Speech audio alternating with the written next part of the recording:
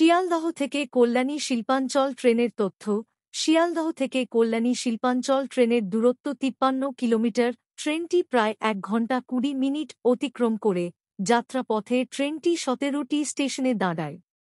প্রথম ট্রেনটি ছেড়ে যায় ভোর ৪:১২, ৫:৩০ মিনিটে, সকাল ৬:৩০ মিনিটে, ৭:১৮ মিনিটে, ৮:৩০ মিনিটে, ৯:২০ মিনিটে, ১১:২২ মিনিটে, দুপুর ১২:৩০ মিনিটে, ২:৪০ মিনিটে, ৩:৩৫ মিনিটে, বিকাল ৪:৫০ মিনিটে, সন্ধ্যা ৬:১২ মিনিটে, ৭:১০ মিনিটে, ৮:০৫ মিনিটে, রাত ১০টায় এটি শেষ ট্রেন। শিয়ালদহ থেকে কল্যাণী শিল্পাঞ্চল স্টেশনের নামগুলি হল শিয়ালদহ, বিধাননগর রোড, দমদম জংশন, বেলঘরিয়া, আগরপাড়া, সোদপুর, খড়দহ, টিটাগড়, বারাকপুর, পাল্টা, ইছাপুর, শ্যামনগর, জগদ্দল, কাঁকিনাড়া, নৈহাটি জংশন, হালিশহর, কাঁচরাপাড়া, কল্যাণী শিল্পাঞ্চল।